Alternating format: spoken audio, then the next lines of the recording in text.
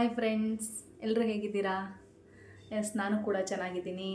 ಇವತ್ತು ನಾನು ನಿಮ್ಮ ಜೊತೆ ನನ್ನ ಟ್ರಿಪ್ ಹೋಗಿರ್ತಕ್ಕಂತಹ ಕೆಲವೊಂದಿಷ್ಟು ಇನ್ಫಾರ್ಮೇಷನ್ನ ನಿಮಗೆ ಕೊಡಬೇಕಂತ ಅಂದ್ಕೊಂಡಿದ್ದೀನಿ. ಸೊ ಹಾಗಾಗಿ ಅದನ್ನೆಲ್ಲ ನಿಮ್ಮ ಜೊತೆ ಶೇರ್ ಮಾಡ್ಕೋಬೇಕು. ಯಾಕಂದರೆ ನಾವು ಮಾಡಿರೋ ಅಂಥ ಮಿಸ್ಟೇಕನ್ನು ನೀವು ಮಾಡೋಕ್ಕೆ ಹೋಗಬೇಡಿ. ನಮಗದು ಅನುಭವ ಆಗಿದೆ. ಸೊ ಹಾಗಾಗಿ ಅದನ್ನು ನಿಮ್ಮ ಜೊತೆ ಶೇರ್ ಮಾಡ್ಕೋತೀನಿ. ನೀವೇನಾದರೂ ನಾವು ಹೋಗಿರೋ ಕಂಟ್ರಿಗೆ ಹೋಗ್ಬೇಕಂದ್ರೆ ಇವೆಲ್ಲನೂ ಕಂಪಲ್ಸರಿ ಮಾಡ್ಕೊಳ್ಳಿ. ಇಲ್ಲ ಅಂದರೆ ತುಂಬ ಪ್ರಾಬ್ಲಮ್ ಆಗುತ್ತೆ ಫ್ರೆಂಡ್ಸ್. ಸೊ ಹಾಗಾಗಿ ನಾನು ನಿಮಗೆ ಹೇಳ್ತಾ ಇದ್ದೀನಿ. ಇನ್ನೂ ಯಾರ್ಯಾರು ನನ್ನ ಚಾನಲನ್ನು ಸಬ್ಸ್ಕ್ರೈಬ್ ಮಾಡ್ಕೊಂಡಿಲ್ಲ, ಸಬ್ಸ್ಕ್ರೈಬ್ ಮಾಡ್ಕೊಳ್ಳೋದನ್ನು ಮರಿಬೇಡಿ. ಚಾನಲ್ನ ಸಬ್ಸ್ಕ್ರೈಬ್ ಮಾಡ್ಕೊಳ್ಳಿ. ಹಾಗೆ ಬೆಲ್ ಐಕನನ್ನು ಕ್ಲಿಕ್ ಮಾಡೋದನ್ನು ಮರಿಬೇಡಿ. ನಿಮಗೇನಾದರೂ ನನ್ನ ಇನ್ಫಾರ್ಮೇಷನ್ ಏನಾದರೂ ನಿಮ್ಗೆ ಇಷ್ಟ ಆಯಿತು ಅಂತಂದರೆ ಅದನ್ನ ಯಾರಾದರೂ ನಮ್ಗೆ ಹೋಗೋರಿದ್ರಂದ್ರೆ ಅವ್ರಿಗೂ ಶೇರ್ ಮಾಡಿದ್ರೆ ಹೆಲ್ಪ್ ಆಗುತ್ತೆ. ಸೊ ಹಾಗಾಗಿ ನಾನು ಹೇಳ್ತಾ ಇರೋದು. ಸೊ ಬನ್ನಿ ನಾನು ಸ್ಟಾರ್ಟ್ ಮಾಡ್ತೀನಿ ಏನಂತ ಹೇಳಿ. ಓಕೆ, ಏನಂತಂದರೆ ಫಸ್ಟ್ ಇಂಪಾರ್ಟೆಂಟ್ ಏನಂದರೆ ನಾವು ಟಿಕೆಟ್ ಬುಕ್ ಮಾಡ್ತೀವಿ ಅಲ್ವಾ. ಟಿಕೆಟ್ ಬುಕ್ ಮಾಡುವಾಗ ನಾವು ಹೋಗಿರೋ ವಿಯೆಟ್ನಾಮ್ ಕಂಟ್ರಿ. ಸೊ ವಿಯೆಟ್ನಾಮ್ ಕಂಟ್ರಿಗೆ ಹೋಗುವಾಗ ಕಂಪಲ್ಸರಿ ನಮ್ಗೆ ಏನು ಪ್ರಾಬ್ಲಮ್ ಆಗುತ್ತೆ ಅಂತಂದ್ರೆ ನಮ್ಮದು ನೇಮ್ಸ್ ಬಂದುಬಿಟ್ಟು ಪಾಸ್ಪೋರ್ಟಲ್ಲಿ, ಹಾಗೆ ಟಿಕೆಟ್ ಬುಕ್ ಮಾಡ್ತೀವಲ್ಲ ಟಿಕೆಟಲ್ಲಿ, ಮತ್ತು ವೀಸಾ, ಪಾಸ್ಪೋರ್ಟು ಮತ್ತು ಟಿಕೆಟ್ ಮೂರಲ್ಲೂ ಸೇಮ್ ನೇಮ್ ಇರಬೇಕು ಫ್ರೆಂಡ್ಸ್, ಚೇಂಜ್ ಇರೋಂಗಿಲ್ಲ. ಒಂದು ಎಕ್ಸಾಂಪಲ್ ಕೊಡ್ತೀನಿ. ಇವಾಗ ನಿಮ್ಮದು ಒಂದು ನೇಮ್, ಈಗ ನಂದು ವಿದ್ಯಾ ಇದೆ, ನನ್ನ ಹಸ್ಬೆಂಡ್ ಮನೇಲಿ ನನಗೆ ವಿದ್ಯಾ ಅಂತಾರೆ. ನನ್ನ ವಿದ್ಯಾ ಪಾಸ್ಪೋರ್ಟಲ್ಲೂ ಸೇಮ್ ಇರಬೇಕು, ವೀಸಾದಲ್ಲೂ ಸೇಮ್ ಇರಬೇಕು, ಟಿಕೆಟಲ್ಲೂ ಸೇಮ್ ಇರಬೇಕು, ವಿದ್ಯಾ ಬಂತ ಆಯಿತಾ. ಅಲ್ಲಿ ನೆಕ್ಸ್ಟ್ ಬಂದುಬಿಟ್ಟು ನಾವೇನು ಟಿಕೆಟ್ ಬುಕ್ ಮಾಡ್ತಿರ್ತೀವಲ್ವಾ, ನಾವು ಟಿಕೆಟ್ ಬುಕ್ ಮಾಡುವಾಗ ನಮಗೆ ಕೆಳಗಡೆ ಆಪ್ಷನ್ ಕೊಟ್ಟಿರ್ತಾರೆ ಸರ್ ನೇಮ್ ಹಾಕಿ ಇನ್ನೊಂದು ಅಂತ ಹೇಳಿ. ಸೊ ಅಲ್ಲಿ ನಾವು ಸರ್ ನೇಮ್ ಬಂದುಬಿಟ್ಟು ನಮ್ಮದು ಕೆಂಗೊಂಡ್ ಅಂತ ಹಾಕ್ತೀವಿ. ಅದರಲ್ಲಿರೋದು ನೇಮು ಸೇಮ್ ನಿಮಗೆ ಪಾಸ್ಪೋರ್ಟಲ್ಲೂ ಇರಬೇಕು, ಇಲ್ಲ ಅಂದರೆ ಪ್ರಾಬ್ಲಮ್ ಆಗುತ್ತೆ. ಹೌದು ಫ್ರೆಂಡ್ಸ್, ಯಾಕಂತ ನಾನು ಹೇಳ್ತಾ ಇದ್ದೀನಿ ಅಂದರೆ ನಮಗಿದು ಎಕ್ಸ್ಪೀರಿಯೆನ್ಸ್ ಆಯ್ತಲ್ಲಿ ಏರ್ಪೋರ್ಟಲ್ಲಿ. ಏನಂತ ಅಂದರೆ ನಮ್ಮ ಬುಜ್ಜೊಂದು, ನನ್ನ ಚಿಕ್ಕ ಮಗನು ಅದ್ವೈತ ಒಂದು ನೇಮು ಪಾಸ್ಪೋರ್ಟಲ್ಲಿ ಅದ್ವೈತ್ ಇದೆ, ವೀಸಾದಲ್ಲೂ ಅದ್ವೈತ್ ಇದೆ. ಬಟ್ ಟಿಕೆಟಲ್ಲಿ ಅದ್ವೈತು ಮತ್ತು ನೆಕ್ಸ್ಟ್ ಆಪ್ಷನು ಕೊಡಲೇಬೇಕು ಅಂತ ಕಂಪಲ್ಸರಿ ಇತ್ತಂತಲ್ಲಿ. ಸೊ ಹಾಗಾಗಿ ಕೆಂಗೊಂಡ್ ಅಂತ ಹಾಕಿದ್ದಾರೆ, ಮೆನ್ಷನ್ ಮಾಡಿದ್ದಾರೆ, ಅಲ್ಲಿ ಮಾಡಲೇಬೇಕು ಮೆನ್ಷನ್ ಅಂತ ಇತ್ತು. ಸೊ ಹಂಗೆ ಮಾಡಿದ್ದಾರೆ. ಅಲ್ಲಿ ಫ್ಲೈಟ್ ನಾವು ಟಿಕೆಟ್ ತೊಗೊಳುವಾಗ ತುಂಬ ಪ್ರಾಬ್ಲಮ್ ಆಯಿತು ಫ್ರೆಂಡ್ಸ್. ನಮಗೆ ಬೇರೆ ಕಂಟ್ರಿಗೆ ಅಲೋ ಮಾಡ್ತಾರೋ ಇಲ್ಲೋ ಅನ್ನೋ ಲೆವೆಲಿಗೆ ಹೋಗೋಕ್ಕೆ ಅಲೋ ಮಾಡ್ತಾರೋ ಇಲ್ಲೋ ಅನ್ನೋ ಥರ ನಮ್ಗೊಂದು ಹಾಫ್ ಆನ್ ಅವರ್ ನಿಲ್ಲಿಸ್ಕೊಂಡ್ಬಿಟ್ರೆ ಅಲ್ಲಿ. ಬೇರೆ ಕಂಟ್ರಿಗೆ ಹೋಗ್ಬೇಕಂದ್ರೆ ಸ್ವಲ್ಪ ಭಾಳ ಚೆಕ್ ಮಾಡ್ತಾರೆ ಫ್ರೆಂಡ್ಸ್. ಹಾಗಾಗಿ ಇದೆಲ್ಲ ಮೇನ್ ಎಲ್ಲ ಮೂರಲ್ಲೂ ಸೇಮ್ ಇರಬೇಕು ನೇಮು. ಅದು ಏನಾಯಿತು ಅಂತಂದರೆ ಅದ್ವೈತ್ ಕೆಂಗೊಂಡು, ಟಿಕೆಟಲ್ಲಿ ಅದ್ವೈತ್ ಕೆಂಗೊಂಡಿದೆ, ಪಾಸ್ಪೋರ್ಟಲ್ಲಿ ಅದ್ವೈತ್ ಇದೆ ಅಷ್ಟೇ. ಸೊ ಹಾಗಾಗಿ ಅದಕ್ಕೆ ಅವರು ವೇಟ್ ಮಾಡಿಸಿದ್ರು ನಮಗೆ. ಮತ್ತು ಅಲ್ಲಿ ಇಲ್ಲಿ ವಿಚಾರಿಸಿ ಬೇರೆ ಕಡೆ, ಅಲ್ಲೇ ಏರ್ಪೋರ್ಟಲ್ಲಿನೇ, ಇಂಟರ್ನ್ಯಾಷನಲ್ ಏರ್ಪೋರ್ಟಲ್ಲಿ ಬೇರೆ ಕಡೆ ವಿಚಾರಿಸಿ ವೇಟ್ ಮಾಡಿ ಅಂತ ಹೇಳಿ ನಮಗೊಂದು ಒಂದು 40 ಮಿನಿಟ್ಸನ್ನ ನೆನೆಸ್ಕೊಂಡ್ರು. ಏನು ಮಾಡೋದು ಅಂತ ನಮಗೆ ತುಂಬ ಟೆನ್ಷನ್ ಆಯಿತು. ಅಯ್ಯೋ ಮತ್ತಿನ್ನೇನು ಮಾಡೋದು, ಎಲ್ಲಿ ವಾಪಸ್ ಮನೆಗೆ ಬರೋದೇನೋ ಅನ್ನಂಗೆ ಆಗಿತ್ತು. ಮತ್ತು ಬೇರೆ ಏನೋ ಆಪ್ಷನ್ ಇಲ್ವಾ, ಹಿಂಗೆ ಇತ್ತು ಸರ್ ನಮ್ಗೆ ಆಪ್ಷನ್ ಈ ಥರ ಇತ್ತು ಅಂತ ನಮ್ಮ ಮನೆಯವರೆಲ್ಲ ಹೇಳಿದರು. ಅವರೇನು ನಮ್ಮ ಬಗ್ಗೆ ನಾವು ಮಾತಾಡೋದೇನೋ ತಲೆನೇ ಕೆಡಿಸ್ಕೊಳ್ಳಿಲ್ಲ. ಆಮೇಲೆ ತಿರ್ಗಾ ಅವ್ರು ನಮಗೆ ಹೇಳಿದರು, ಇಲ್ಲ ನೀವು ಫೈನ್ ಕಟ್ಟಬೇಕಾಗುತ್ತೆ ಅಂತ ಹೇಳಿ ಅಂತಂದರು. ಸರಿ, ನಮ್ಮ ಮನೆಯವರು ಅಯ್ಯೋ ಹೌದಾ ಅಂದೆ. ನಮ್ಮ ಮನೆಯವ್ರು ಏನು ಹೇಳಿದ್ರು, ಆಯಿತು ಹೋಗಲೇ ಬಿಡಮ್ಮ, ಏನು ಮಾಡೋದು, ಇವಾಗ ಅಷ್ಟು ದುಡ್ಡು ಕೊಟ್ಟಿದ್ದೀವಲ್ವಾ, ಸುಮ್ಮನೆ ಯಾಕೆ ಸುಮ್ಮನೆ ತಲೆ ಕೆಡಿಸ್ಕೊಳೋದು ಅಂತ ನಾವು ಸರಿ ಆಯಿತು ಅಂತ ಡಿಸೈಡ್ ಮಾಡಿದ್ವಿ. ಫೈನು 2,500 ತೊಗೊಂಡ್ರು, 2,500 ತೊಗೊಂಡ್ರು. ಅವನಿಗೆ ಎಕ್ಸ್ಟ್ರಾ ಫೈನ್ ಕಟ್ಟಿ 2,500 ಫೈನ್ ಕಟ್ಟಿದ್ದಾಯಿತು. ಅದು ಒಂದು ಪ್ಲಸ್ ಅಂದರೆ ಅದು ಒಂದು ಮೇನ್ ಇಂಪಾರ್ಟೆಂಟ್. ನೀವು ಅದನ್ನು ತಪ್ಪು ಮಾಡೋಕ್ಕೆ ಹೋಗಬೇಡಿ. ಅದನ್ನು ನೋಟ್ ಮಾಡ್ಕೊಳ್ಳಿ ನೀವು, ಯಾಕಂದರೆ ಇದು ಪ್ರಾಬ್ಲಮ್ ಆಗುತ್ತೆ. ಮೇನ್ ನಮ್ಮ ಫಸ್ಟ್ ಸ್ಟೇಜ್ ನಾನು ಹೇಳ್ತಾ ಆಗಿರೋದು. ಸೊ ಹಾಗಾಗಿ ಇದನ್ನೊಂದು ನೀವು ತಪ್ಪು ಮಾಡೋಕ್ಕೆ ಹೋಗಬೇಡ್ರಿ. ಎಲ್ಲ ನೀಟಾಗಿರಬೇಕು. ನಾವು ಮತ್ತು 2,500 ಕೊಟ್ಟು ನಾವು ಹೋಗಿದ್ದಾಯ್ತು. ಇದು ಫಸ್ಟ್ ಒನ್. ಓಕೆ, ನೆಕ್ಸ್ಟ್ ಬಂದುಬಿಟ್ಟು ನಾವಿವಾಗ ಬ್ಯಾಂಗ್ಳೂರು ಟು ವಿಯೆಟ್ನಾಮಿಂದ ನಾವು ಡೊಮ್ಯಾಸ್ಟಿಕ್ ಅಂದರೆ ಅದೇ ದೇಶದಲ್ಲಿಂದ ನಾವು ಬೇರೆ ಕಡೆ ಹೋಗ್ಬೇಕಂದ್ರೆ, ಅದೇ ದೇಶದಲ್ಲೇ ನಾವು ಬೇರೆ ಸ್ಟೇಟ್ ಡೊಮ್ಯಾಸ್ಟಿಕ್ ಏನಾದ್ರು ಸುತ್ತಬೇಕು ಅಂತಂದರೆ ನೀವು ಬುಕ್ ಮಾಡುವಾಗ ನಾವೇನು ಮಾಡಿದ್ವಿ ಅಂದರೆ ವಿಯೆಟ್ನಾಮಿಂದ ಬೆಂಗಳೂರು ಟು ಹೋಚಿಮಿನ್ ಹೋಗಿದ್ದು. ಓಕೆನಾ, ಹೋಚಿಮಿನ್ಗೆ ಹೋಗಿ ಹೋಚಿಮಿನ್ನಿಂದ ನಾವು ಫುಕಾಕಿಗೆ ಹೋಗಿದ್ದು. ಹೋಚಿಮಿನ್ನಿಗೆಯಿಂದ ನಮಗೆ ನೆಕ್ಸ್ಟ್ ಫ್ಲೈಟ್ ಸಿಗಬೇಕು ಅಲ್ವಾ. ಸೊ ನೆಕ್ಸ್ಟ್ ಫ್ಲೈಟ್ ಸಿಗಬೇಕಂದ್ರೆ ನಮಗೆ ಇಲ್ಲೇ ಒಂದು ದೇಶದಿಂದ ಒಂದು ದೇಶಕ್ಕೆ ಹೋಗ್ಬೇಕಾದ್ರೆ ಇಮಿಗ್ರೇಷನ್ ಅಂತ ಮಾಡ್ತಾರೆ. ಇಮಿಗ್ರೇಷನ್ ಒಳಗೆ ಭಾಳ ಟೈಮ್ ಹಿಡಿಯುತ್ತೆ ಫ್ರೆಂಡ್ಸ್. ಅಲ್ಲಿ ನಿಮ್ಗೆ 1.5 hour ಆಗ್ಬೋದು, 2 hours ಆದರೂ ಆಗ್ಬೋದು. ಸೊ ಹಾಗಾಗಿ ನೀವು ಫ್ಲೈಟ್ ಟಿಕೆಟ್ ಬುಕ್ ಮಾಡುವಾಗ ಮಿನಿಮಮ್ 4 hours ಗ್ಯಾಪ್ ಇಟ್ಕೊಂಡು ಫ್ಲೈಟ್ ಟಿಕೆಟ್ ಬುಕ್ ಮಾಡಿರಿ. ಅದು ಒಂದು ಮೇನ್ ಇಂಪಾರ್ಟೆಂಟ್. ನೀವು ಇವಾಗ ಬೆಂಗಳೂರಿಂದ ಆ, ಬೆಳಿಗ್ಗೆ ನಾವು ನಮ್ಮದು ನೈಟು ಎಷ್ಟು ಗಂಟೆ ಅಂದರೆ 12 ಗಂಟೆ ಫ್ಲೈಟ್ ಇತ್ತು. ನೈಟ್ 12 ಗಂಟೆ ಅಂದ್ರೆ ಹೋಗೋಕೆ ನಮ್ಗೆ ಅಲ್ಲ, ಬೆಂಗಳೂರು ಟು ಹೋಚಿಮಿನ್ 4 ತಾಸು, ಅಲ್ಲಿಂದ 2 ತಾಸು ಹೋಚಿಮಿನ್. ಹಾಗಾಗಿ ಅಲ್ಲಿ ನಿಮಗೆ ಬ್ಯಾಗ್ ಚೆಕ್ಔಟ್ ಮಾಡಬೇಕು, ತಿರ್ಗಾ ಇಮಿಗ್ರೇಷನ್ ಮಾಡ್ಬೇಕು. ಅಂದ್ರೆ ಒಂದಿಷ್ಟದಿಂದ ಬಂದ್ರು ಅಂತ ಹೇಳಿ ಅದಕ್ಕೆ ನಿಮಗೆ 1-2 ತಾಸು 3 ತಾಸು ಹೋಗುತ್ತೆ. ಯಾಕಂದ್ರೆ ನಾವು ಹೋಗೋ ಕಂಟ್ರಿ ಒಳಗೆ ಜಾಸ್ತಿ ಕೌಂಟರ್ ಇಲ್ಲ ಅದಕ್ಕೆ ಹೇಳ್ತೀನಿ ನಾನು. ತುಂಬ ಜನ ಇರ್ತಾರೆ, ಒಂದು 400 ಜನ ಇದ್ದಾರೆ ಅಂತ ಅಂದ್ಕೊಳ್ಳಿ. ಒಂದು 400-300 ಜನ ಇದ್ದಾರೆ ಅಂದ್ರೆ ಆ ಕೌಂಟ್ರ್ ಎಷ್ಟಿದಾವೆ ಅಂತಂದ್ರೆ ಒಂದು 5-6 ಕೌಂಟ್ರ್ ಅಷ್ಟೇ ಇದಾವೆ, ಜಾಸ್ತಿ ಇಲ್ಲ. ಸೊ ಹಾಗಾಗಿ ತುಂಬ ಟೈಮ್ ಹಿಡಿಯುತ್ತೆ. ಅದಕ್ಕೋಸ್ಕರ ನೀವು ಡೊಮೆಸ್ಟಿಕ್ ಏನಾರ ನೆಕ್ಸ್ಟ್ ಫ್ಲೈಟ್ ಹತ್ತಬೇಕಂತಂದ್ರೆ ನೀವು ಮ್ಯಾಕ್ಸಿಮಮ್ ಅಂದರೂ 4 ಅವರ್ಸ್ ಗ್ಯಾಪ್ ಇಟ್ಕೊಂಡು ನೀವು ಫ್ಲೈಟ್ ಟಿಕೆಟ್ ಬುಕ್ ಮಾಡಿರಿ. ಅದು ಭಾಳ ಇಂಪಾರ್ಟೆಂಟ್. ಇದು ಹೋಗುವಾಗೂ ಇನ್ಕ್ಲೂಡ್ ಆಗುತ್ತೆ, ವಾಪಸ್ ಬರುವಾಗೂ ಇನ್ಕ್ಲೂಡ್ ಆಗುತ್ತೆ ನಿಮಗೆ. ಸೊ ಹಾಗಾಗಿ ಈ ತಪ್ಪನ್ನ ನೀವು ಮಾಡೋಕ್ಕೆ ಹೋಗ್ಬೇಡ್ರಿ. ಯಾಕಂತಂದ್ರೆ ಟೈಮ್ ಇರೋಂಗಿಲ್ಲ ಫ್ರೆಂಡ್ಸ್. ಇಮಿಗ್ರೇಷನ್ ಚೆಕ್ಔಟ್ ಬ್ಯಾಗ್ ಎಲ್ಲ ಬರೋದು, ಆಮೇಲೆ ಅಲ್ಲಿ ಹೋಗಿ ಇಮಿಗ್ರೇಷನ್ ಒಳಗೆ ಹೋಗಿ ನಾವು ಓಕೆ ಇಂಡಿಯಾದಿಂದ ವಿಯೆಟ್ನಾಮಿಗೆ ಬಂದ್ವಿ ಅಂತ ಹೇಳಿ ನಾವು ಒಂದು ದೇಶದಿಂದ ಒಂದು ದೇಶಕ್ಕಷ್ಟೇ ನಾವು ವೀಸಾ ತೆಗ್ಸಿರೋದು ಅಂತಂದು ಎಲ್ಲ ಇನ್ಫಾರ್ಮೇಷನ್ಗೋಸ್ಕರ ಅಲ್ಲಿ ಭಾಳ ಟೈಮ್ ಹಿಡಿಯುತ್ತೆ. ಸೊ ಹಾಗಾಗಿ ಆಮೇಲೆ ಇಷ್ಟು 4 ಅವರ್ಸ್ ಮಿನಿಮಮ್ ಗ್ಯಾಪ್ ಮಾಡ್ಕೋಬೇಕು. ಇದು ಒಂದು ಮೇನ್ ಇಂಪಾರ್ಟೆಂಟ್. ಸೆಕೆಂಡ್ ಪಾಯಿಂಟ್, ಇದನ್ನು ನೋಟ್ ಮಾಡ್ಕೊರಿ.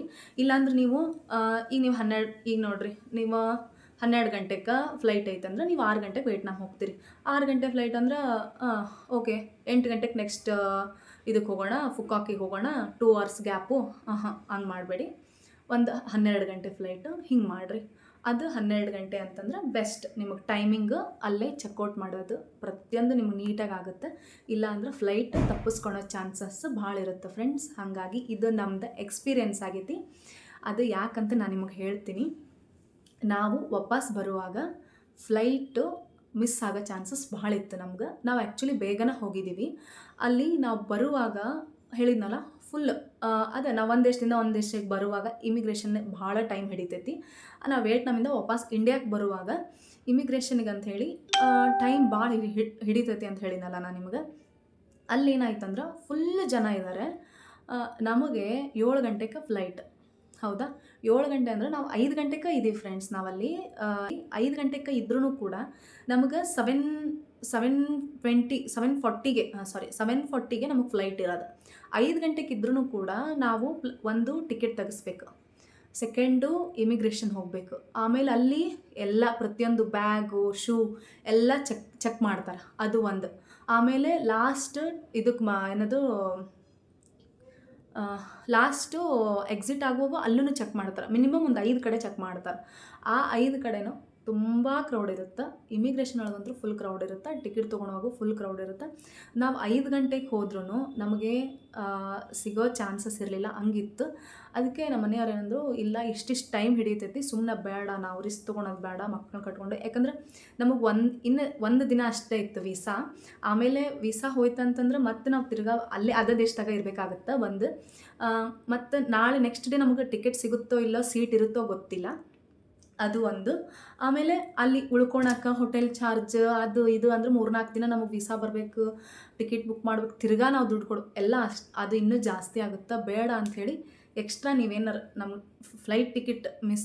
ಫ್ಲೈಟ್ ನಮ್ಮದು ಮಿಸ್ ಆಗೋ ಚಾನ್ಸಸ್ ಜಾಸ್ತಿ ಇರುತ್ತೆ ಫ್ರೆಂಡ್ಸ್. 2 ತಾಸಿನಾಗ ಸಾಧ್ಯನೇ ಇಲ್ಲ. ಅದು ನನಗೆ ಬೇರೆ ದೇಶಕ್ಕೆ ಗೊತ್ತಿಲ್ಲ, ನಾವು ವಿಯೆಟ್ನಾಮ್ ಮಾತ್ರ ಹೇಳತ್ತೀನಿ. ಅಲ್ಲಿ ನಾವೇನು ಮಾಡಿದ್ವಿ, ಬೇಡ ರಿಸ್ಕ್ ತೊಗೊಳೋದಂತಂದು ಹೇಳಿ ಎಕ್ಸ್ಟ್ರಾ ನಿಮಗೆ ಅಲ್ಲಿ ಹೋಗಬೇಕು, ಟಿಕೆಟ್ ಕೌಂಟ್ರ್ ಹತ್ರ ಹೋಗಿ, ಇಲ್ಲ ನಾವು ಅಮೌಂಟ್ ಜಾಸ್ತಿ ಕೊಡ್ತೀವಿ, ನಮಗೆ ಡೈರೆಕ್ಟ್ ಇದನ್ನು ಮಾಡಿರಿ ಅಂತ ಹೇಳಿದ್ರೆ ಪರ್ ಹೆಡ್ 2,500 2,500 ಏನೋ ತೊಗೊಂಡ್ರು. ಎಲ್ಲರ ನಡು ಸೇರಿ ನಮ್ದು 7,000 ಆಯಿತು ಫ್ರೆಂಡ್ಸ್. ಮತ್ತು ನಾವು ಎಕ್ಸ್ಟ್ರಾ ಕೊಟ್ವಿ. ಓಕೆ, ಅದು ಒಂದು ಹೇಳ್ತೀನಿ ನಾನು. ಇಲ್ಲೇ ನೀವೇನಾರ ಭಾಳ ಜನ ಹೋಗಿದ್ರಿ ಅಂದ್ರೆ, ಒಂದು 4 ಜನ ಹೋಗಿರಿ, ಒಂದು 2-3 ಜನ ಹಿಂಗೆ ಹೋಗಿರಿ ಅಂತಂದ್ರೆ ನೀವೇನು ಮಾಡ್ಬೇಕಂತಂದ್ರೆ, ಒಬ್ಬರು ಟಿಕೆಟ್ ಹತ್ರ ನಿಂತ್ಕೋಬೇಕು, ಇನ್ನೊಬ್ಬರು ಇಮಿಗ್ರೇಷನ್ ಹತ್ರ ಕ್ಯೂ ಹಚ್ಚಿರಿ ಅಂತಂದ್ರೆ ಹೆಲ್ಪ್ ಆಗುತ್ತೆ. ಅಲ್ಲಿ ಇಮಿಗ್ರೇಷನ್ನಾಗ ನಿಮ್ಗೆ ಡೈರೆಕ್ಟ್ ಸಿಗುತ್ತೆ. ಇನ್ನೊಂದಿಬ್ಬರು ಹೋಗ್ಬಿಟ್ರೆ ಅದು ಅವರೆಲ್ಲಿರ್ತಾರೆ ಪಾಳೆ ನಿಮಗೆ ಅಲ್ಲೇ ಬರುತ್ತೆ. ನೀವೆಲ್ಲರೂ ಇಲ್ಲೇ ಟಿಕೆಟ್ ತೊಗೊಳೋ ಜಾಗದಾಗ ನಿಂತ್ಕೊಂಡ್ರಿ ಅಂತಂದ್ರೆ ಅಲ್ಲೇ ಇಮಿಗ್ರೇಷನ್ ಮತ್ತು ನೀವು ದೂರ ಹಾಕಿರಿ, ಅಷ್ಟು ಸೇರಿ ಹೋಗೋರಾಗೆ. ಆಮೇಲೆ ಇನ್ನೊಂದು, ಇಲ್ಲಿ ನೀವು ಎಕ್ಸ್ಟ್ರಾ ದುಡ್ಡು ಕೊಟ್ರಿ 7,000ನ, ನಮಗೆ ಬೇಗ ಫ್ಲೈಟ್ ಸಿಗ್ಬೇಕಂತೇಳಿ ಫ್ಲೈಟ್ ಟಿಕೆಟ್ ಕೊಟ್ಟಿದ್ದು ಬಿಟ್ಟು ನಾ ಹೇಳತ್ತೀನಿ, ಮತ್ತು ನೀವು 7,000 ಕೊಟ್ಟಿದ್ವಿ ನಮಗೆ ಬೇಗ ಬಿಡ್ತಾರಾ ಅಂಥೇಳಿ. ಯಾಕಂದ್ರೆ ಎಲ್ಲರೂ ಒಂದು 100-200 ಮಂದಿ ಟಿಕೆಟ್ ತೊಗೊಳೋರಿಗೆ ನಾವು ಹಿಂದೆ ಉಳಿತಿದ್ವಿ. ಹಾಗಾಗಿ ನಾವು ಡೈರೆಕ್ಟ್ 7,000 ಕೊಟ್ಟು ಮತ್ತೆ ಟಿಕೆಟ್ ತೊಗೊಂಡಿದ್ದಾತು. ನಾವು ಇಲ್ಲಿ ಟಿಕೆಟ್ ತೊಗೊಂಡ್ರು ನೆಕ್ಸ್ಟ್ ಇಮಿಗ್ರೇಷನ್ ಒಳಗೆ ಮತ್ತೆ ನಾವು ಬಂದು ಹಿಂದೆ ನಿಂತ್ಕೋಬೇಕು. ನಮ್ಗೆ ಯಾರು ಮುಂದೆ 7,000 ಕೊಟ್ಟಾರೆ ಇವರು ಎಕ್ಸ್ಟ್ರಾ ಟಿಕೆಟಿಗೆ ಅಂತೇಳಿ ನಮ್ಮನ್ನು ಮುಂದೆ ಬಿಡೋಂಗಿಲ್ಲ. ನಾವು ಹಿಂದೆನೇ ಇರ್ತೀವಿ. ಅಲ್ಲಿ ಸೇಮ್ ಪ್ರೊಸೀಜರ್ ಇರ್ತೈತೆ, ಯಾಕಂದ್ರೆ ಅದು ಗೌರ್ಮೆಂಟದು ಇರ್ತೈತಿ. ಸೊ ಹಾಗಾಗಿ ಅಲ್ಲಿ ಏನು ಮಾಡ್ಬೇಕಂದ್ರೆ ನೀವಿಬ್ಬರು 3 ಜನ ಬಂದಿದ್ರೆ ಟಿಕೆಟ್ ಇಲ್ಲಿ ತೊಗೋತಾ ಇರಬೇಕು. ಒಬ್ಬರು ಇಲ್ಲಿ ಟಿಕೆಟ್ ತೊಗೋತಾ ಇರ್ಬೇಕು, ಇನ್ನೊಬ್ರು ಇಮಿಗ್ರೇಷನ್ ಕ್ಯೂ ಒಳಗೆ ಹೋಗಿ ನಿಂತ್ಕೋಬೇಕು. ಇದು ಮೇನ್. ಇದನ್ನು ನೀವು ಮಾಡಿರಿ. ಇದನ್ನು ಮಾತ್ರ ಮಿಸ್ ಮಾಡೋಕೆ ಹೋಗ್ಬೇಡ್ರಿ. ನಾ ಹೇಳೋವು ಯಾವೂ ಮಿಸ್ ಮಾಡೋಕೆ ಹೋಗ್ಬೇಡ್ರಿ. ಇಲ್ಲಾಂದ್ರೆ ಭಾಳ ತಲೆನೋವಾಗುತ್ತೆ. ಯಾಕಂದ್ರೆ ನಾವು ಮಕ್ಕಳನ್ನ ಕಟ್ಕೊಂಡು ಹೋಗಿ ನಾವು ಇದನ್ನು ಅನುಭವಿಸೀವಿ. ನಮ್ಮ ಮಕ್ಕಳೆಲ್ಲ ಇಮಿಗ್ರೇಷನ್ ಒಳಗೆ ಹಿಂಗೆ ಕೂತ್ಕೊಂಡಾರ ಕ್ಯೂ ಒಳಗೆ. ಅದು ಬರುವಾಗಿನ ಅಷ್ಟಿದಾಗಲಿಲ್ಲ, ವಾಪಸ್ ಹೋಗೋವಾಗ ಭಾಳ ಪ್ರಾಬ್ಲಮ್ ಆಯಿತು ಫ್ರೆಂಡ್ಸ್. ನಮ್ಮ ಫ್ಲೈಟ್ ನಾವು ಹೋಗೋ ಫ್ಲೈಟ್ 7:20 ಇರೋ ಫ್ಲೈಟು ಮಿನಿಮಮ್ ಅಂದರೂ ಒಂದು 5-6 ಜನ ಮಿಸ್ ಮಾಡ್ಕೊಂಡಿದ್ದಾರೆ ಫ್ಲೈಟ್. ಸೊ ಹಾಗಾಗಿ ಈ ತಪ್ಪನ್ನ ನೀವು ಮಾಡೋಕ್ಕೆ ಹೋಗಬೇಡಿ. ಅದು ನೀವು ಎಕ್ಸ್ಟ್ರಾ ಅಮೌಂಟ್ ಅಲ್ಲಿ ಟಿಕೆಟ್ ತೊಗೋಬೋದು. ಇದು ಒಂದು. ಆಮೇಲೆ ಅದು ಹೇಳಿದ್ನಲ್ಲ, ಇಮಿಗ್ರೇಷನ್ ಆದ ತಕ್ಷಣ ನೆಕ್ಸ್ಟ್ ನಿಮಗೆ ಯಾವುದು ಡೈರೆಕ್ಟ್ ಇಲ್ಲ, ಸ್ಟಾರ್ಟಿಂಗ್ ಅಷ್ಟೇ ನಿಮಗೆ ಟಿಕೆಟ್ ತೊಗೊಳುವಾಗ ಅಷ್ಟೇ ಮಾತ್ರ ನಿಮಗೆ ಅದು ದುಡ್ಡು ಪೇ ಮಾಡಿದರೆ ಒಂದು 7,000 ಎಕ್ಸ್ಟ್ರಾ ಆಯ್ತು ನಮ್ಮ 4 ಜನಕ್ಕೆ. ಹಂಗೆ ಪೇ ಮಾಡಿದ್ರೆ ನೀವು ಇಮಿಗ್ರೇಷನ್ ಜಾಸ್ತಿ ಜನ ಇದ್ದರೆ ನೆನಪಿಟ್ಟುಕೋರಿ, ಇಮಿಗ್ರೇಷನ್ಗೆ ಹೋಗಿ ಕ್ಯೂ ಅಲ್ಲಿ ನಿಂತ್ಕೊಳ್ರಿ. ಇದು ಒಂದು ಮೇನ್ ಇಂಪಾರ್ಟೆಂಟ್.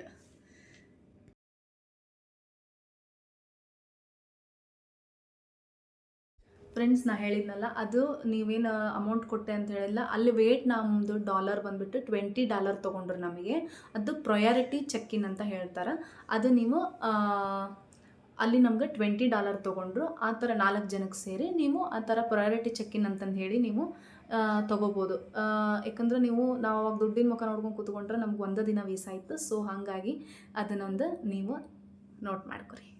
ವಿಯೆಟ್ನಾಮ್ಗೆ ಹೋಗ್ಬೇಕಂತಂದ್ರೆ ವೇಟ್ ಜೆಟ್ ಅಂತ ಹೇಳಿ ಅವ್ರದ್ದು ಕಂಪ್ನಿ, ಅವ್ರದ್ದು ಫ್ಲೈಟ್ನ ಬುಕ್ ಮಾಡಿರಿ. ಯಾಕಂತ ಹೇಳ್ತೀನಿ ಅಂತಂದರೆ ಅದು ಕಡಿಮೆ ರೇಟ್ ಇದೆ. ಬೇರೆ ಫ್ಲೈಟಿಗೆ ಕಂಪೇರ್ ಮಾಡಿದ್ರೆ ದ ಬೆಸ್ಟ್ ಅಂತ ಹೇಳ್ಬೋದು. Budget friendly flight. ಆಮೇಲೆ ನೀವು ವಿಯೆಟ್ನಾಮ್ ಕಂಟ್ರಿಗೆ ಹೋಗ್ಬೇಕಂದ್ರೆ ಫುಲ್ ಯಾವ್ಯಾವುದು, ಈಗ ಫಾರ್ ಎಕ್ಸಾಂಪಲ್ ಹೋಚಿಮಿನ್, ಹನಾಯಿ, ಆಮೇಲೆ ದನಾಂಗ್, ಆಮೇಲೆ ಯಾವುದು ಫುಕಾಕ್, ಇವು ನೀವು 4 ಪ್ಲೇಸು ಕವರ್ ಮಾಡ್ತೀನಿ ಅಂತಂದ್ರೆ 4 ಪ್ಲೇಸನ್ನು ಒಂದೇ ವೆಬ್ಸೈಟಲ್ಲಿ ಅವ್ರದ್ದು ಏನದು ವೇಟ್ ಜೆಟ್ ಅವ್ರದ್ದು ಎಟ್ ಎ ಟೈಮ್ ಕಂಟಿನ್ಯೂ ನೀವು ಬುಕ್ ಮಾಡಿಬಿಡ್ರಿ. ಒಂದೇ ಫ್ಲೈಟ್ ಅವ್ರದ್ದೇ ಕಂಪ್ನಿದು ಅಂತಂದ್ರೆ ನಿಮ್ಗೆ ಕಡಿಮೆ ಆಗುತ್ತೆ. ಫಾರ್ ಎಕ್ಸಾಂಪಲ್ ಈಗ ಫುಕಾಕಿಂದ ಹನಾಯಿಗೆ ಹೋಗ್ಬೇಕಂದ್ರೆ $30. ಹಂಗೆ ನೀವು ಮತ್ತು ಇನ್ನೊಂದು ಕಂಪ್ನಿದು ಫ್ಲೈಟ್ ಬುಕ್ ಮಾಡಿದ್ರೆ ಮತ್ತು ಅಲ್ಲಿ ನಿಮಗೆ ಎಕ್ಸ್ಟ್ರಾ ಬೇರೆ ಚಾರ್ಜ್ ಆಗುತ್ತೆ. ಅದು ಈವನ್ ಎಕ್ಸಾಂಪಲ್ ನೀವು ಇದು ಏನದು ವೇಟ್ ಜೆಟ್ ಅವ್ರದ್ದು ಮತ್ತು ಬೇರೆ ಮಾಡಿದ್ರಂದ್ರೆ ಮತ್ತು ಅಲ್ಲಿ 1,000-2,000 ಹಿಂಗೆ ವೇರಿಯೇಷನ್ ಆಗುತ್ತೆ. ಸೊ ನೀವು ಒಂದೇ ಕಂಪ್ನಿದ ಒಂದೇ ಎಟ್ ಎ ಟೈಮ್ ಯಾವ್ಯಾವ ಸ್ಟೇಟ್ಗೆ ಹೋಗ್ತಿದ್ದೀರಾ, ಯಾವ್ಯಾವ ಸಿಟಿಗೆ ಹೋಗ್ತಿದ್ದೀರಾ ಅದನ್ನು ಒಂದೇ ಟೈಮ್ಗೆ ಮಾಡಿದ್ರಿ ಅಂತಂದ್ರೆ ಸೊ ನಿಮಗೆ ಅಲ್ಲೇ ಮನಿನ ಸೇವ್ ಮಾಡ್ಬೋದು. ಸೊ ಹಾಗಾಗಿ ವೇಟ್ ಜೆಟ್ ಅಂತ ಹೇಳಿ ಅವ್ರದಲ್ಲೇ ನೀವು ಕಂಟಿನ್ಯೂ ಆಗಿ ಬುಕ್ ಮಾಡ್ಬೋದು. ಅದು ಒಂದು ನಿಮಗೆ ಹೆಲ್ಪ್ ಆಗುತ್ತೆ. ಅದೊಂದು ನೋಟ್ ಮಾಡ್ಕೊರಿ ಫ್ರೆಂಡ್ಸ್. ನಾನು ಇನ್ನೊಂದು ನಿಮಗೆ ಹೇಳ್ತೀನಿ. ನೀವು ವೀಸಾ ತೊಗೋಬೇಕಂದ್ರೆ ಈ ವೀಸಾ ತೊಗೊಳ್ಳಿ, ಎಲೆಕ್ಟ್ರಾನಿಕ್ ವೀಸಾ. ಅದು ನಿಮ್ಗೆ ಹೆಲ್ಪ್ ಆಗುತ್ತೆ. ಬುಕ್ಕಿಂಗ್ ಟೈಮ್ ಒಳಗೆ ಅದು ನಿಮ್ಗೆ ಕಡಿಮೆನ ಆಗುತ್ತೆ. ಸೊ ಹಾಗಾಗಿ ಎಲೆಕ್ಟ್ರಾನಿಕ್ ವೀಸಾನ ನೀವು ತೊಗೊಳ್ಳಿ. ಎಲೆಕ್ಟ್ರಾನಿಕ್ ವೀಸಾ ಬಂದು ವಿಯೆಟ್ನಾಮ್ ಕಂಟ್ರಿದು ಚೀಪ್ ಆ್ಯಂಡ್ ಬೆಸ್ಟ್ ಇದೆ. ಸೊ ಹಾಗಾಗಿ ಎಲೆಕ್ಟ್ರಾನಿಕ್ ವೀಸಾ ತೊಗೊಳ್ಳೋದು ಬೆಸ್ಟ್. ಬೇಕಾದ್ರೆ ನೀವು ಕಂಪೇರ್ ಮಾಡಿ ನೋಡ್ಬೋದು. ನಾವು ಹೋಗಿರೋದು ಪ್ಯಾಕೇಜಲ್ಲ, ನಾವೇ ಓನ್ ಬುಕ್ ಮಾಡ್ಕೊಂಡು ಹೋಗಿರೋದು ಫ್ರೆಂಡ್ಸ್. ನೀವು ಪ್ಯಾಕೇಜಲ್ಲಿ ಹೋದ್ರಂದ್ರೆ ಭಾಳ ದುಡ್ಡು ಹೋಗುತ್ತೆ, ಎಕ್ಸ್ಟ್ರಾ 1 lakh ಜಾಸ್ತಿ ಹೋಗುತ್ತೆ. ಸೊ ಹಾಗಾಗಿ ಎಲ್ಲನೂ ನೀಟಾಗಿ ಪ್ಲ್ಯಾನ್ ಮಾಡಿ ನೀವೇ ಹೋಗ್ಬೋದು. ಸೊ ಹಾಗಾಗಿ ಆದಷ್ಟು ನೀವು ಪ್ರೈವೇಟಾಗಿ ಹೋಗ್ರಿ. ಪ್ಯಾಕೇಜ್ ಒಳಗೆ ಹೋದರೆ ಸ್ವಲ್ಪ ಕಾಸ್ಟ್ಲಿ ಆಗುತ್ತೆ. ಸೊ ಹಾಗಾಗಿ ನಾನು ನಿಮ್ಗೆ ಇದನ್ನ ಹೇಳ್ತಾ ಇದ್ದೀನಿ ಫ್ರೆಂಡ್ಸ್. ಇನ್ನೊಂದು ಫುಕಾಕಲ್ಲಿ ವಿನ್ ಅನ್ನೋದೊಂದು ಕಂಪ್ನಿ ಇದೆ, ವಿನ್ ಹಾಲಿಡೇಸ್ ಅಂತ ಹೇಳಿ ಒಂದು ಕಂಪ್ನಿ. ಅದು ಅವ್ರದ್ದೇ ಹೋಟೆಲ್ಸ್ ಇದೆ ಅಲ್ಲಿ. ಚೆನ್ನಾಗಿದೆ ಫ್ರೆಂಡ್ಸ್ ಅದು ಹೋಟೆಲು. ನಾವು ಸ್ಟೇ ಆಗಿರೋ ಹೋಟೆಲು ಅದೇ. ನೀವು ಆ ಹೋಟೆಲ್ ಏನಾದರೂ ಬುಕ್ ಮಾಡಿದರೆ, ವಿನ್ ಕಂಪ್ನಿಯವ್ರದ್ದು ಏನಾದರೂ ಹೋಟೆಲ್ನ ನೀವು ಬುಕ್ ಮಾಡಿದರೆ ನಿಮಗೆ ನಮಗದು ಗೊತ್ತಾಗಲಿಲ್ಲ. ಸೊ ಹಾಗಾಗಿ ನಾನು ನಿಮಗೆ ಹೇಳತ್ತೀನಿ, ನಮಗೆ ವಾಪಸ್ ಬರುವಾಗ ಗೊತ್ತಾಯ್ತು, ನಮಗೆ ಹೋಗುವಾಗ ನಮಗೆ ಗೊತ್ತಾಗಲಿಲ್ಲ ಅದು. ವಿನ್ ಹಾಲಿಡೇ ಅವರು ನಮ್ಗೆ ಅಲ್ಲಿ ಒಂದು ಫೆಸಿಲಿಟಿ ಏನು ಕೊಟ್ಟಾರಂದ್ರೆ, ಆ ಕಂಪ್ನಿಯವರು ಬಸ್ನ ನಮಗೆ, ಬಸ್ ಫುಲ್ ಸ್ಟ್ಯಾಂಡರ್ಡ್ ಆಗಿರುತ್ತೆ ಫ್ರೆಂಡ್ಸ್, ಎಲ್ಲ AC ಇರುತ್ತೆ, ಚೆನ್ನಾಗಿರುತ್ತೆ ಬಸ್ಸು, ಏನೂ ಪ್ರಾಬ್ಲಮ್ ಇಲ್ಲ, ಒಳ್ಳೆ ಬಸ್ಸು. ಅವರು ನಮಗೆ ಏರ್ಪೋರ್ಟ್ಗೆ ಕಳಿಸ್ತಾರೆ. ಅದು ಹಾಫ್ ಆನ್ ಅವರ್ಗೊಂದು 15 ನಿಮಿಷಕ್ಕೊಂದು ಬಸ್ ಇರುತ್ತೆ ಫ್ರೆಂಡ್ಸ್. ನೀವು ವಿನ್ ಹಾಲಿಡೇ ಅವ್ರಿಗೆ ಕಾಲ್ ಮಾಡಿ, ನೀವು ಏರ್ಪೋರ್ಟಿಗೆ ಬಂದ ತಕ್ಷಣ ಅವ್ರಿಗೆ ಕಾಲ್ ಮಾಡಿದ್ರೆ ನಿಮ್ಗೆ ಏರ್ಪೋರ್ಟ್ಗೆ ಕಳಿಸ್ತಾರೆ. ನೀವು ಏರ್ಪೋರ್ಟಿಂದ ಸೀದಾ ವಿನ್ ಹಾಲಿಡೇ ಹೋಟೆಲ್ಗೆ ಹೋಗ್ಬೋದು. Win holiday or Win company ಯಾವಾದ್ರೂ ಬರುತ್ತೆ. ಇಲ್ಲ ಅಂದ್ರೆ ನೀವು ಆ ಥರ ಮಾಡಲಿಲ್ಲ ಅಂದ್ರೆ ಕ್ಯಾಬ್ಗೆ ಒಂದು 1000 ರೂಪೀಸ್ 1500 ರೂಪೀಸ್ ಪೇ ಮಾಡಬೇಕಾಗುತ್ತೆ. ಯಾಕಂದ್ರೆ ನಾವು ಮಾಡಿದ್ವಿ ಸ್ಟಾರ್ಟಿಂಗ್ ಹೋಗುವಾಗ, ವಾಪಸ್ ಬರುವಾಗ ನಾವು ಮಾಡಲಿಲ್ಲ, ಯಾಕಂದ್ರೆ ಅವ್ರು ನಮಗೆ ಬಸ್ ಕಳಿಸಿದ್ರು ಡೈರೆಕ್ಟ್ ಏರ್ಪೋರ್ಟ್ಗೆ. ಸೊ ಹಾಗಾಗಿ ಇದು ಒಂದು ಪಾಯಿಂಟನ್ನು ನೀವು ನೆನಪಿಟ್ಕೋರಿ. ವಿನ್ ಅನ್ನೋ ಕಂಪ್ನಿ, ವಿನ್ ಹಾಲಿಡೇಸ್ ಹೋಟೆಲ್ಸ್ ಇರುತ್ತೆ ಅಲ್ಲೇ. ಇದೊಂದು ನೆನಪಿಟ್ಕೊಳ್ಳಿ. ಅವ್ರದ್ದೇ ಬಸ್ಸು, ಅವರೇ ಕಳಿಸ್ತಾರೆ, ಅವರೇ ಪಿಕಪ್ಪು ಡ್ರಾಪು ಎರಡೂ ಇರುತ್ತೆ. ಸೊ ಇದೊಂದು ನಿಮಗೆ ಅಮೌಂಟು ಸೇವ್ ಆಗುತ್ತೆ. ಒಂದು ಇದು ಸೇವ್ ಆಗುತ್ತೆ. ಆಮೇಲೆ ಎಲೆಕ್ಟ್ರಾನಿಕ್ ವೀಸಾ, ಆಮೇಲೆ ಫ್ಲೈಟ್ ನೀವು ಬುಕ್ ಮಾಡಿದರೆ ಎಟ್ ಎ ಟೈಮ್ ಒಂದೇ ಟ್ರಿಪ್ ಪೂರ್ತಿನೂ ನೀವು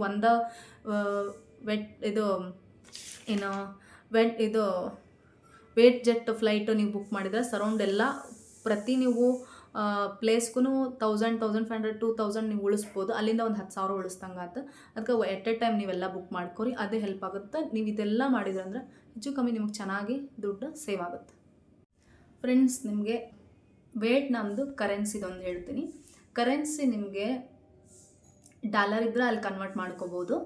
ಅಲ್ಲೇ ಇರುತ್ತೆ ಕರೆನ್ಸಿ ಎಕ್ಸ್ಚೇಂಜು, ಅಲ್ಲಿನೂ ನೀವು ಮಾಡ್ಬೋದು. ಇಲ್ಲಾಂದರೆ ನೀವು ಇಫ್ ಇನ್ ಕೇಸ್ ನೀವು ಹೋಗಿರೋ ಟ್ರಿಪ್ಪಲ್ಲಿ ನಿಮ್ಗೇನಾದ್ರು ಕರೆನ್ಸಿ ಖಾಲಿ ಆಯಿತು, ಶಾಪಿಂಗ್ ಮಾಡಿದ್ರಿ ಅಥವಾ ಎಲ್ಲ ಹೊರಗಡೆ ಊಟ ಮಾಡಿದ್ವಿ ಎಲ್ಲ ಅಂತಂದರೆ, ಆಮೇಲೆ ಅಲ್ಲಿ ನಿಮಗೆ ದುಡ್ಡು ಖಾಲಿ ಆಯ್ತಂದ್ರೆ ಅಲ್ಲಲ್ಲೇ ನಿಮಗೆ ನಮ್ಮ ಊರ ಕಡೆ ಹೆಂಗೆ ಮೊಬೈಲ್ ಶಾಪ್ಸ್ ಎಲ್ಲ ಹೆಂಗಿರುತ್ತಲ್ವ, ಹಾಗೇ ಕರೆನ್ಸಿ ಎಕ್ಸ್ಚೇಂಜ್ ಶಾಪು ಜಾಸ್ತಿ ಇರುತ್ತೆ. ಸೊ ಹಾಗಾಗಿ ಅದನ್ನು ನೀವು ಅಲ್ಲೇ ಚೇಂಜ್ ಮಾಡಿಸ್ಬೋದು, ಅದ್ರದ್ದೇನು ಪ್ರಾಬ್ಲಮ್ ಇಲ್ಲ. ಕೆಲವೊಬ್ಬರು ಕಮಿಷನ್ ಅಂತ ತೊಗೋತಾರೆ. ಸಣ್ಣ ಸಣ್ಣ ಶಾಪ್ ಇರುತ್ತವೋ ಅಲ್ಲಿ ಹೋದ್ರಿ ಅಂದ್ರೆ ಅಲ್ಲೇನು ತೊಗೊಳಂಗಿಲ್ಲ, ಕರೆನ್ಸಿ ಎಕ್ಸ್ಚೇಂಜ್ ಮಾಡಿ ಕೊಡ್ತಾರೆ. ಕರೆನ್ಸಿ ಎಕ್ಸ್ಚೇಂಜು, ಸಿಮ್ ಕಾರ್ಡ್ ಎಲ್ಲ ಪ್ರತಿಯೊಂದು ಕೊಡ್ತಾರೆ. ಆಮೇಲೆ ಆ ಕಂಟ್ರಿಗೆ ಹೋದ ತಕ್ಷಣ ನಿಮ್ಗೆ ಏರ್ಪೋರ್ಟ್ ಒಳಗನ ಸಿಮ್ ಕಾರ್ಡ್ ಕೊಡ್ತಾರೆ. ನೀವು ಸಿಮ್ ಕಾರ್ಡಿಗೂ ಅಲ್ಲಿ ಪೇ ಮಾಡಬೇಕಾಗುತ್ತೆ. ಸೊ ಹಾಗಾಗಿ ಸಿಮ್ ಕಾರ್ಡನ್ನು ನೀವು ತೊಗೊಳ್ಳಿ. ಅಲ್ಲಿ ನೀವು ಎಷ್ಟು ದಿನ ಇರ್ತೀರ ಎಷ್ಟು ತಿಂಗಳು ಅಂದ್ರೆ ಒಂದು ವಾರ ಅಂತಂದ್ರೆ 1 ವಾರದ ಕರೆನ್ಸಿ, 1 ವಾರದ್ದು 1 ತಿಂಗಳದ್ದು ಹಿಂಗೆ ಮಾಡ್ಕೋಬೋದು. ಅದು ಒಂದು ಇಂಪಾರ್ಟೆಂಟ್, ಅದೊಂದು ನೋಟ್ ಮಾಡ್ಕೊ. ಊಟದ್ದು ಒಂದು ಹೇಳ್ತೀನಿ ನಾನು. ಊಟ ಏನಂತಂದ್ರೆ ಫ್ರೆಂಡ್ಸ್, ಅಲ್ಲೇ ನಾನ್ ವೆಜ್ ತಿನ್ನೋರಿಗೆ ಏನೂ ಪ್ರಾಬ್ಲಮ್ ಇಲ್ಲ. ನಾನ್ ವೆಜ್ ಅಂದರೆ ನಮ್ಮ ಕಡೆ ಯೂಶಲಿ ಚಿಕನ್, ಫಿಶ್ ಅಂಥವು ತಿಂತಾರೆ. ಬಟ್ ಅಲ್ಲಿ ಚಿಕನ್, ಫಿಶ್ ತಿನ್ನೋದಕ್ಕಿಂತ ಸೀ ಫುಡ್ ಜಾಸ್ತಿ ತಿಂತಾರೆ. ಸೀ ಫುಡ್ ಅಂದರೆ ಬರೀ ಸಮುದ್ರ ಆಗಿರೋ ಫುಡ್, ಈ ಕ್ರ್ಯಾಬ್ ಆಗಿರ್ಬೋದು, ಆಕ್ಟೋಪಸ್ ಆಗಿರ್ಬೋದು, ಇವು ಎಲ್ಲನೂ ತಿಂತಾರೆ. ಅದರೊಳಗೆ ಜಾಮು, ಸೂಪು ಅದು ಯಾವುದು ಅಂತಲೂ ಗೊತ್ತಾಗಲ್ಲ ಫ್ರೆಂಡ್ಸ್. ಸೊ ಹಾಗಾಗಿ ನಾನ್ ವೆಜ್ ತಿನ್ನೋರು ಸತ್ಗ ನೋಡಿಕೊಂಡು ತಿನ್ಬೇಕು. ಅದು ಒಂದು ನೆನಪಿಟ್ಕೋರಿ. ನನ್ನ ಈ ವಿಡಿಯೋನ ಯಾವುದು ಮಿಸ್ ಮಾಡ್ದಂಗೆ ನೋಡ್ಕೊರಿ, ಯಾಕಂದ್ರೆ ಎಲ್ಲನೂ ಇಂಪಾರ್ಟೆಂಟ್ ಆಗಿರವ ನಾ ಹೇಳತ್ತೀನಿ ನಿಮ್ಗೆ. ಸೊ ಹಾಗಾಗಿ ನಾವು ಆ್ಯಕ್ಚುಲಿ ಇವತ್ತು ಅಲ್ಲಿ ಹೋದಾಗ ಬೆಳಿಗ್ಗೆ ಬ್ರೆಡ್ಡು, ಫ್ರೆಂಚ್ ಫ್ರೈಸು, ಫ್ರೂಟ್ಸು ಇಷ್ಟು ಬಿಟ್ರೆ ನಾವೇನೂ ತಿಂತಿರಲಿಲ್ಲ. ಮಧ್ಯಾಹ್ನ ಹಿಂಗೆ ಹೋದ್ವಿ ಅಂತಂದ್ರೆ ಅಲ್ಲಿನೂ ನೋಡ್ಕೊ ತಿಂತಿದ್ವಿ ಹೆಂಗೆ ಏನು ಅಂತಂದು ಹೇಳಿ. ಹಾಗಾಗಿ ವಿನ್ ಹಾಲಿಡೇ ಇದೆಲ್ಲ ಹೋಟೆಲ್ಸು, ಆ ಹೋಟೆಲ್ಸ್ ಹಿಂದ್ಗಡೆನೇ ಒಂದು ಮಹಾರಾಜ್ ಅಂತಂದ್ರೆ ಹೋಟೆಲ್ ಅದ. ಅದು ಇಂಡಿಯನ್ ರೆಸ್ಟೋರೆಂಟ್ ಅದ. ಅಲ್ಲೆಲ್ಲ ಫುಲ್ ಸೀ ಫುಡ್ ಶಾಪ್ ಎಲ್ಲನೂ ಅವೇ ಇರೋದು. ನಮ್ಮ ಇಂಡಿಯನ್ ರೆಸ್ಟೋರೆಂಟ್ ಅದು ಒಂದೇ ಇರೋದು. ಅದು ಜಾಪು. ಜೈನವರು ನಾನ್ ವೆಜ್ ತಿನ್ನಂಗಿಲ್ಲ, ಇನ್ನು ನಾವರ ತಿಂತೀವಿ. ಜೈನವರು ನಾನ್ ವೆಜ್ನ ತಿನ್ನಂಗಿಲ್ಲ. ಅದು ಚೆನ್ನಾಗಿದೆ. ಅಲ್ಲಿ ಫುಲ್ ಸರೌಂಡಲ್ಲಿ ಅದು ಒಂದೇ ಇದು ಇರೋದು, ಹೋಟೆಲ್ ಇರೋದು. ಫುಲ್ ಕ್ರೌಡ್ ಇರುತ್ತೆ ಫ್ರೆಂಡ್ಸ್. ಹಾಗಾಗಿ ಸ್ವಲ್ಪ ಲೇಟಾಗಿ ಹೋಗ್ರಿ.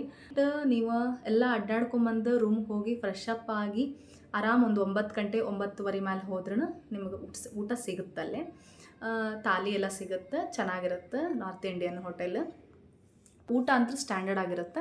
ಸ್ವಲ್ಪ ಬಜೆಟ್ ಓಕೆ, ನಾವು 4 ಜನ ಹೋಗಿದ್ವಲ್ಲ, ಒಂದು 3000 ಹಿಂಗೆ ಬಿಲ್ ಆಗ್ತಿತ್ತು.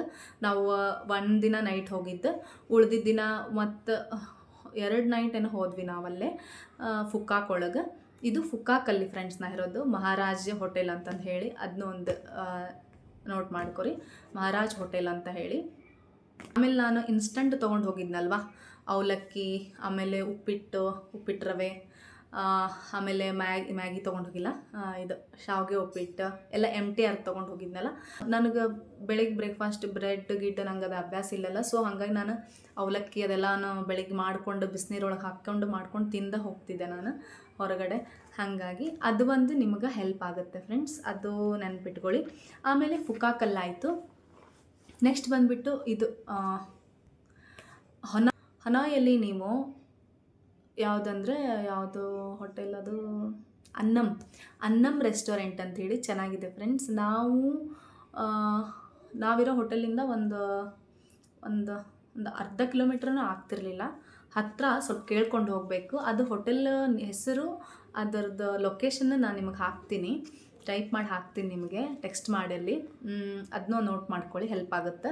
ಅಲ್ಲಿ ನಿಮ್ಗೆ ಸೇಮ್ ಅನ್ನಮ್ ಅಂದ್ರೆ ಅದು ತೆಲುಗುದವ್ರ ತಮಿಳ್ದವ್ರದ್ದು ಐತಿ ರೆಸ್ಟೋರೆಂಟ್. ತುಂಬ ಚೆನ್ನಾಗಿದೆ, ತುಂಬ ಚೆನ್ನಾಗೈತಿ.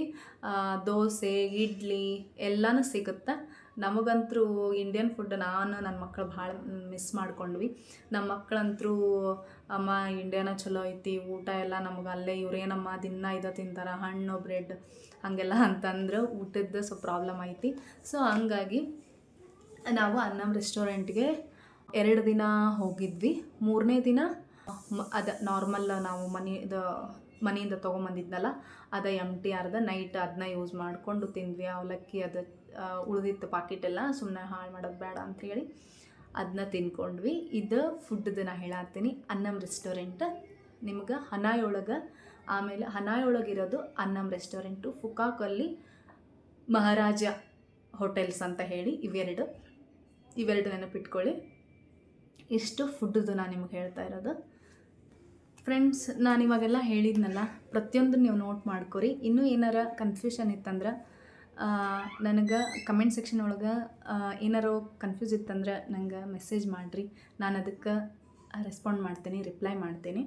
ಆಮೇಲೆ ಟಿಕೆಟ್ ಬುಕ್ಕು ಅದೆಲ್ಲ ವೇಟ್ ಜಟ್ದ ಮಾಡಿಕೊಡ್ರಿ, ಕಡಿಮೆ ಆಗುತ್ತೆ. ಪ್ರತಿಯೊಂದು ನಾನು ಹೇಳಿದ್ದನ್ನು ಫಾಲೋ ಮಾಡಿರಿ. ಹಾಗಾಗಿ ಇಲ್ಲಾಂದ್ರೆ ಭಾಳ ಪ್ರಾಬ್ಲಮ್ ಆಗುತ್ತೆ. ಗ್ಯಾಪ್ ಇಟ್ಕೋರಿ ಫ್ಲೈಟ್ ಟಿಕೆಟ್ ಬುಕ್ ಮಾಡುವಾಗ, ನೆಕ್ಸ್ಟ್ ಡೊಮೆಸ್ಟಿಕ್ಕಿಗೆ ಹೋಗುವಾಗ, ವಾಪಸ್ ಬರುವಾಗ ಕೂಡ. ಹಿಂಗೆ ಇಷ್ಟು ನೀವು ಅಮೌಂಟೆಲ್ಲ ಸೇವ್ ಮಾಡ್ಕೋಬೋದು. ತಿಂದು ನಾನು ನಿಮಗೆ ಇಷ್ಟು ಹೇಳಿದ್ದೀನಿ. ಇನ್ನು ನಾನು ಅಲ್ಲಿ ಟ್ರಿಪ್ಪಲ್ಲಿ ಜರ್ನಿ ಹೇಗಿತ್ತು ನಮ್ದು, ಎಲ್ಲೆಲ್ಲಿ ಹೋದ್ವಿ, ಏನೇನು ನೋಡಿದ್ವಿ, ಅಲ್ಲಿ ಹೋಗುವಾಗ ಏನೇನು ಯಾಕಂತಂದ್ರೆ ನಾನೇನು ಹೇಳತ್ತೀನಿ ಅಂತಂದ್ರೆ, ನಾವು ಪ್ಯಾಕೇಜ್ ಒಳಗೆ ಹೋಗಿಲ್ಲಲ್ಲ. ಸೊ ಹಾಗಾಗಿ ವಿತೌಟ್ ಪ್ಯಾಕೇಜ್ ಒಳಗೆ ಹೆಂಗೆ ನಾವು ಹೋಗ್ಬೋದು, ಯಾವ್ಯಾವ ಥರ ಹೋಗ್ಬೋದು ಅಂತಂದು ಅಲ್ಲೇ ಲೋಕಲ್ ಎಷ್ಟಿರ್ತಾರೆ ಅವ್ರ ಹತ್ರ ನಾವು ಬುಕ್ಕಿಂಗ್ ಮಾಡಿಕೊಂಡು ಹೋಗ್ಬೋದು. ಅದನ್ನ ನಾನು ನಿಮಗೆ ನೆಕ್ಸ್ಟ್ ವಿಡಿಯೋ ಒಳಗೆ ನಾನು ನಿಮ್ಮ ಜೊತೆ ಶೇರ್ ಮಾಡ್ಕೊತೀನಿ.